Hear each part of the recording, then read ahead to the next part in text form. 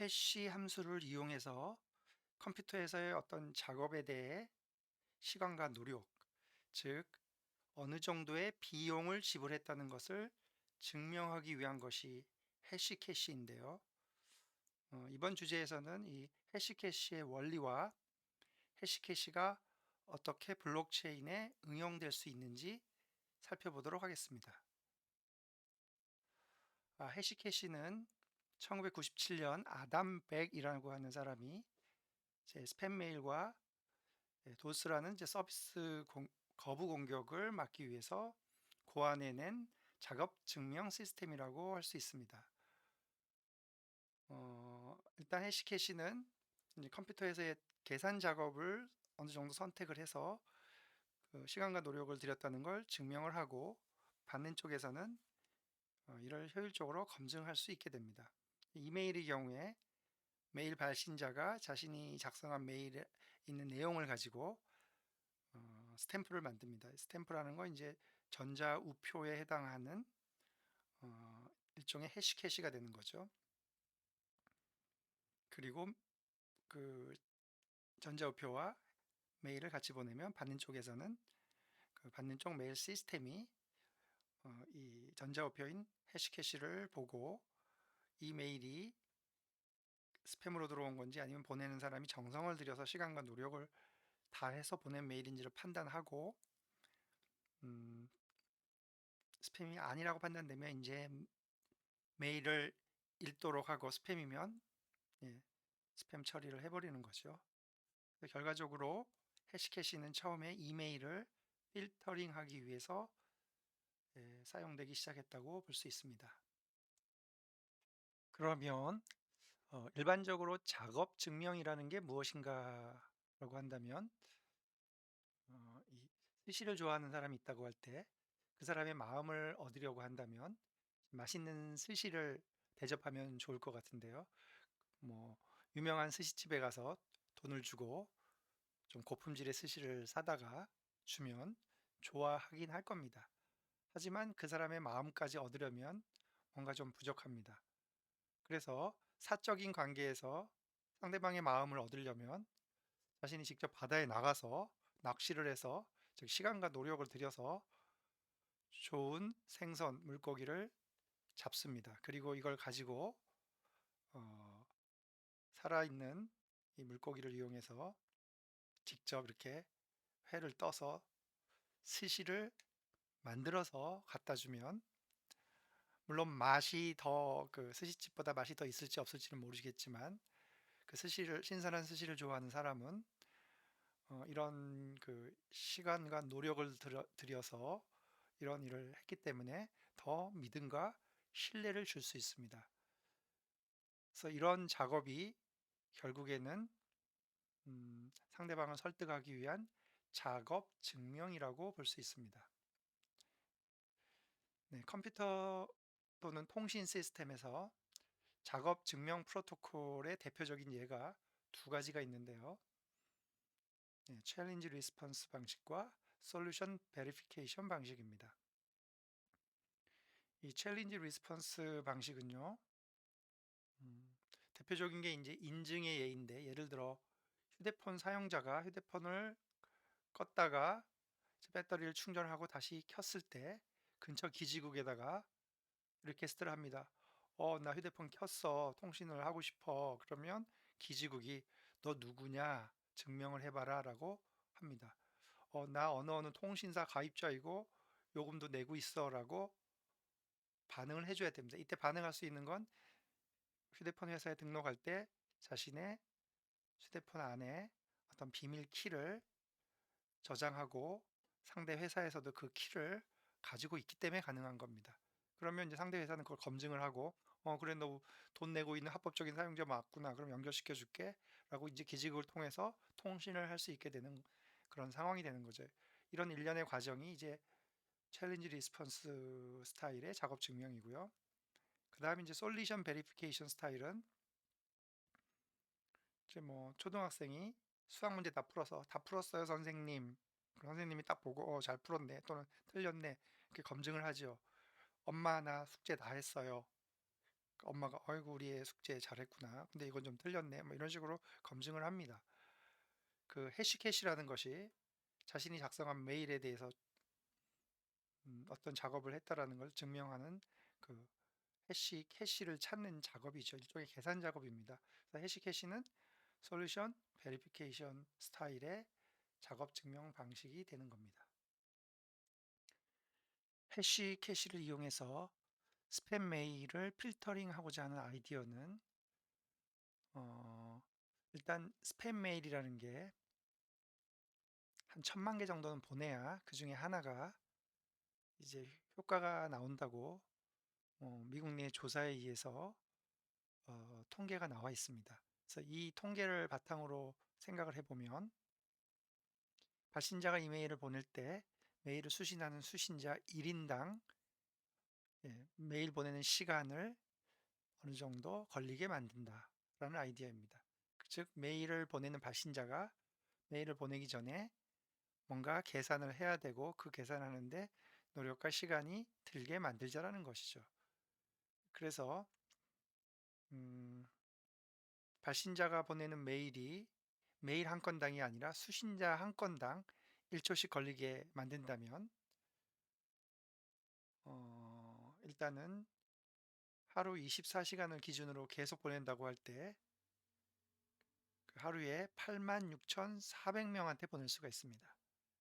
그러면 1000만 명한테 보내야 하나 정도가 효과가 있다고 하니까 1000만 명을 86,400명으로 나누면 한 115일 정도 걸린다는 얘기죠. 즉 100일 정도, 대략 100일 정도에 한 명 정도가 효과가 있다라는 거죠. 스팸 메일을 보냈을 때.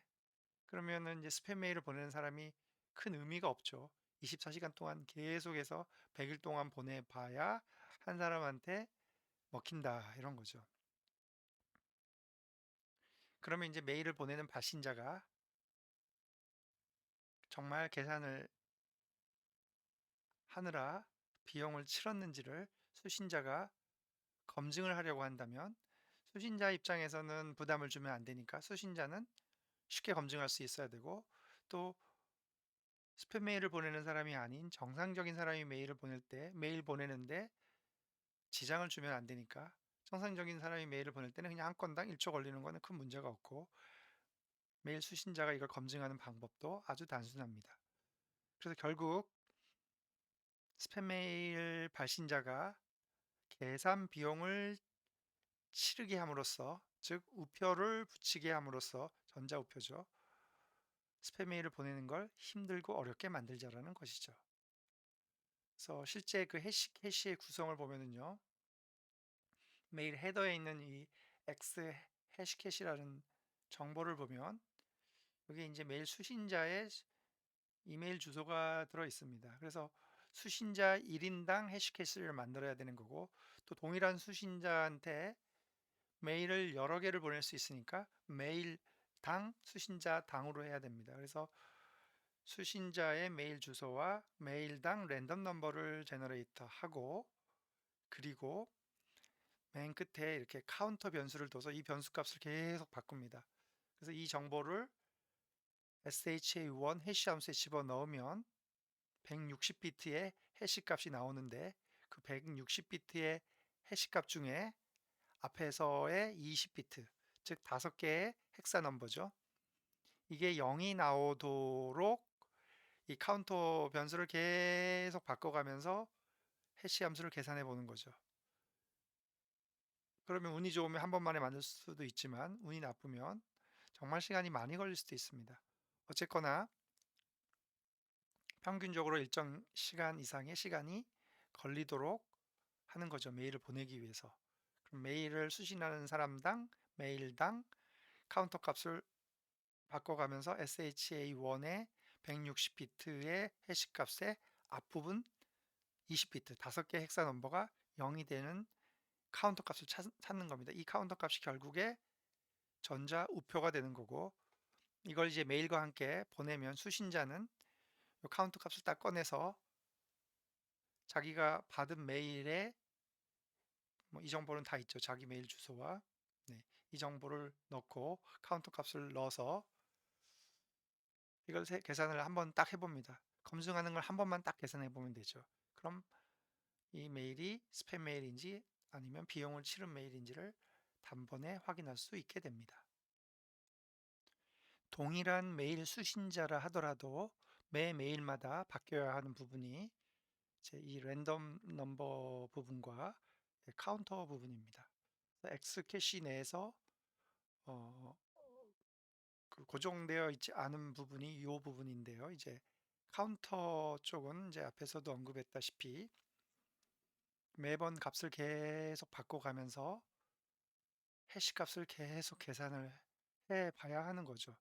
그리고 앞에 있는 20비트 5개의 헥사가 0이 나오는 그런 해시 값을 찾을 때까지 계속 바꿔야 하는 거고요. 이때 앞부분은 이제 여기 뭐 날짜, 메일 수신자 주소, 뭐 여기는 이제 20비트를 찾아야 된다라는 거고, 그리고 이제 랜덤 넘버는 메일당 한 번만 제너레이터를 하면 되는 거죠. 그래서 이걸 두는 이유는 앞에서도 언급했듯이 동일한 수신자에 대해서 이전에 만들었던 해시캐시를 현재 보낼 때 재사용하는, 즉 우표를 같은 경우에 이제 우표 한번 붙여서 왔는데 도장 한번 빡 찍어가지고 왔는데 그 도장 우표를 다시 떼어가지고 또 붙이는 거죠. 도장 부분을 안 보이게 해가지고 그런 짓을 하는 거죠. 이게 우표를 재사용을 못하게 하는 거죠. 그래서 랜덤 넘버를 메일당 랜덤 넘버를 제너레이트 함으로써 그걸 포함을 해서 카운트 값을 만들게 되니 예, 뭐 메일당 새롭게 어, 시간 비용을 치러야 하는 거죠. 그러면 이제 이 지금까지 보아왔던 이 해시 캐시를 메일 헤더에 제한을 하지를 말고 이 부분을 일반적인 형태의 어떤 블럭 형태로 본다면 각각의 요소들을 뭐 버전, 비트, 메일 보내는 날짜, 메일 수신하는 수신자 주소, 그리고 메일당 랜덤 넘버, 그리고 이 전체에 대해서 이 해시 함수를 만족시키는 카운터 값. 그래서 앞에 그 해시 함수 자체를 사용하지 않고 해시 함수의 계산상의 어려움을 완화한 해시 캐시의 조건이 특정한 K 값보다 작게 되는 해시 값을 가지는 이 블록 내의 값. 여기서는 이제 변수가 카운트 값이 되니까 결국 블록의 값이라는 건 카운트 값에 의해서 바뀌게 되는 거죠. 이렇게 되는 이걸 만족시키는 카운터를 찾는 일이 우표를 붙여서 비용을 치르는 일과 같아집니다. 해시 캐시의 작업 증명을 정리해 보면은요, 일단 메일을 보내려는 노력을 증명하는 거다. 그리고 메일 발신자의 노력을 메일 수신자가 검증하는 개인 대 개인 간의 검증이고, 검증은 아주 간편하다. 예. 이제 일반적인 이제 함수로 놓고 보면 해시 함수의 인풋이 공개된 내용 x, 그리고 그 함수 값이 길이 L 비트의 비트 중에서 상위 오메가 개의 비트가 0이 되는 그런 이제 해시값, 함수값이죠. 함수값을 만드는 이 넌스 s를 찾는 겁니다. 원래 공개된 내용 데이터 x에 대해서 해시 함수에다 넣었을 때 전체 L비트 중에서 상위 오메가 개의 비트가 0이 되도록 하는 넌스 값 s를 찾는 작업이 되는 거죠. 그 s가 이제 뭐 우리가 전자 우표라고 볼 수 있는 거죠. 넌스 값이. 그래서 함수의 함수 값은 이제 0이 오메가가 연속적으로 나온다. 그 오메가는 해시캐시일 경우에는 이제 20개였고 뭐 난이도에 따라서 얼마든지 느렸다 줄였다 하는 게 가능합니다.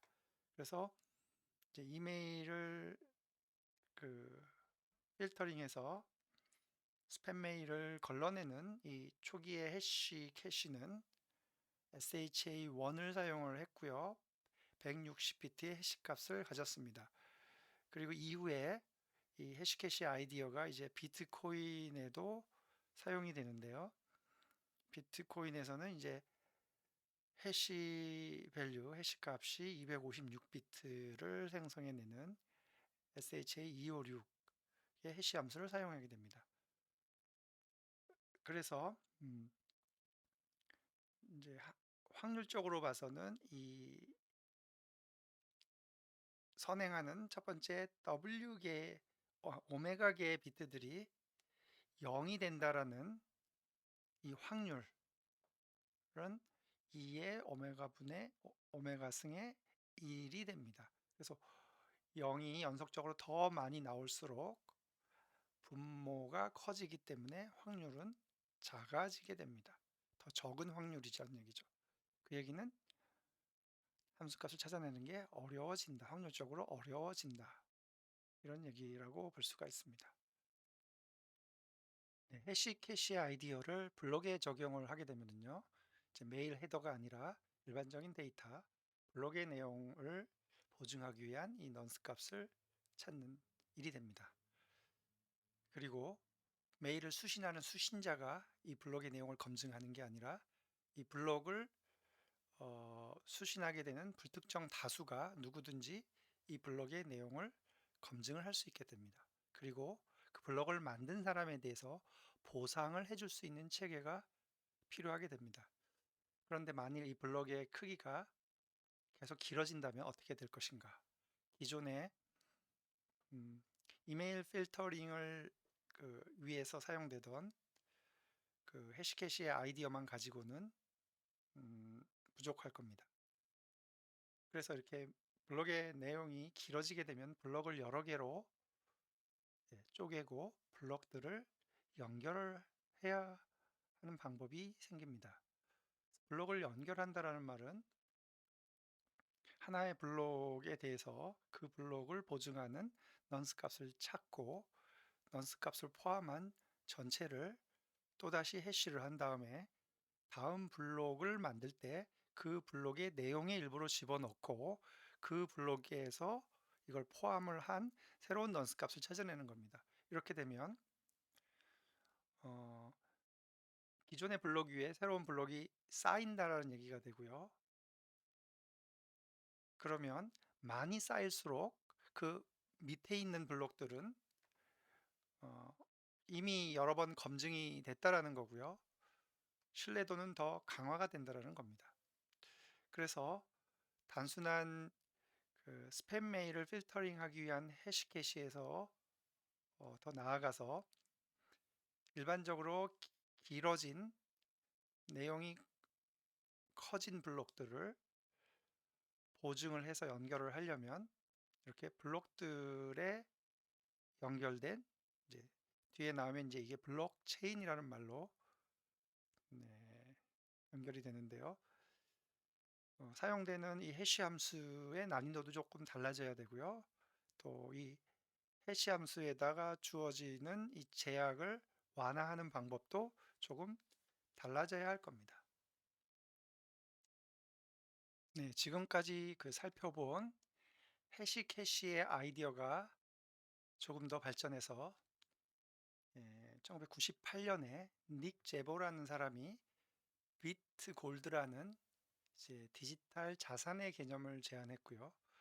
디지털 자산이다 보니까 복제가 쉽고 그러면 이제 복제된 걸 이중 사용하는 이중 지불의 문제가 생길 수 있습니다. 그래서 이 문제까지도 같이 해결을 하였습니다.